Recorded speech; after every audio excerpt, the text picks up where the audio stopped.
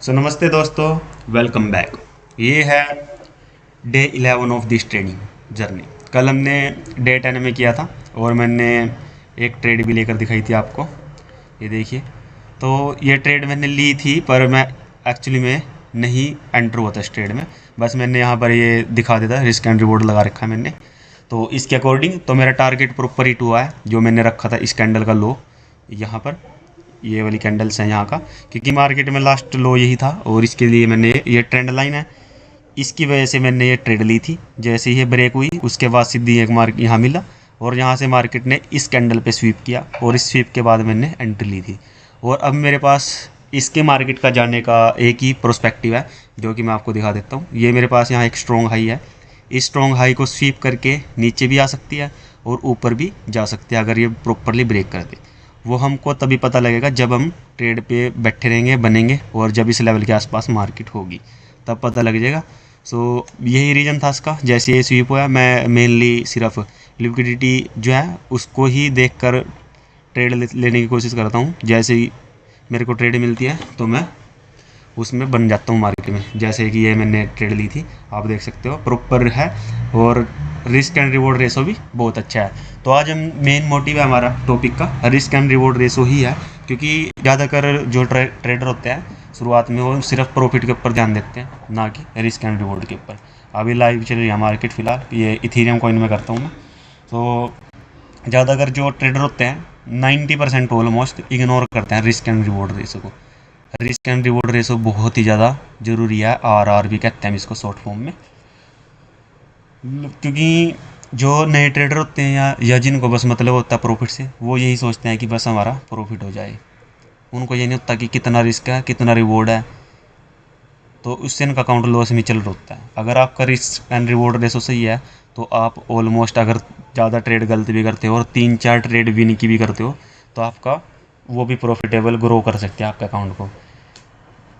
तो मेरा सोचना ये है कि कितना रिस्क होना चाहिए कितना रिवॉर्ड होना चाहिए। तो मैं हर ट्रेड में सिर्फ फिक्स आर फॉलो करता हूँ। जैसे कि मैं हर ट्रेड में 1:1 या 1:3 से कम नहीं रखता। मतलब इतना रिस्क एंड रिवॉर्ड तो लेता ही हूँ मैं, 1:2 या 1:3। मान लेते हैं एग्जाम्पल के लिए, अगर मैं $1 रिस्क कर रहा हूँ तो टारगेट कम से कम $2 या $3 का होता है। अगर मैं $1 लॉस करने के लिए तैयार हूँ तो मैं अपना जो है रिस्क में वो मतलब कि जो प्रॉफिट है मेरा $2 या $3 का रखता हूँ। तो इसलिए 1:2 या 1:3 का ही फॉलो करता हूँ मैं।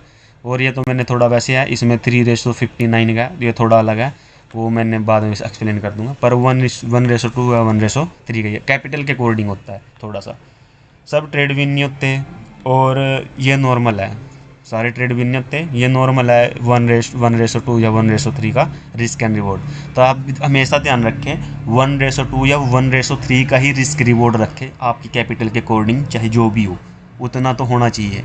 अगर लॉस आप $1 कर रहे हो तो 2 या 3 का प्रॉफिट रखो, उससे पहले एग्जिट ना करो ट्रेड में। अगर 10 ट्रेड में सिर्फ 4 या 5 ट्रेड भी आपकी प्रॉफिटेबल हैं, विन रेशो है आपकी, तो तब भी आपका अकाउंट ग्रो हो सकता है। सिर्फ आर से ही होना चाहिए आपका बस, अगर ज़्यादा गलतियाँ भी होती हैं। बिग ट्रेड टारगेट्स का ड्रीम बिगिनर्स को बर्बाद करता है और कुछ नहीं करता, बर्बाद करता है बिग टारगेट्स। क्योंकि सबके मन में होता है मैं इतना इतना बड़ा, जैसे कि ये बड़े बड़े मूव हैं इनको कैप्चर कर लेता, ये कर लेता। तो ये सारे टारगेट क्या करते हैं, बिगिनर्स को बर्बाद करते हैं। आप अपने रूल्स में रहो, मार्केट चाहे जितना बड़ा डायरेक्शन दे पर आप अपने रिस्क एंड रिवॉर्ड को सही लो। अगर आपको कॉन्फिडेंस है तो आप बड़ी ट्रेड भी ले सकते हो, उसमें कोई प्रॉब्लम नहीं है। पर आप पहले अपने आप का बेस तो तैयार करो तभी तो लोगे ना। मार्केट आपको हर दिन पैसा देने के लिए तैयार है, ऑब्लिगेट करना चाहिए आपको। आपने थोड़ा देखना पड़ेगा। रियल गोल होता है कंसिस्टेंसी, ना कि प्रॉफिट या डेली ट्रेड लेना। ये सब नहीं, कंसिस्टेंसी इंपॉर्टेंट है। आप कितना मार्केट को देते टाइम कितना करते हो। मैं मेनली छोटे रियलिस्टिक टारगेट रखता हूँ, ज़्यादा वो नहीं रखता, यही मेरा होता है। छोटे टारगेट हमेशा प्रॉफिटेबल रहते हैं, ज़्यादा वो नहीं होता, ज़्यादा रिस्क नहीं होता और जल्दी अचीव हो जाते हैं। आपको ज़्यादा टाइम इन्वेस्ट करने की ज़रूरत नहीं होती। तो इसलिए छोटे टारगेट रखो, रियलिस्टिक टारगेट रखो।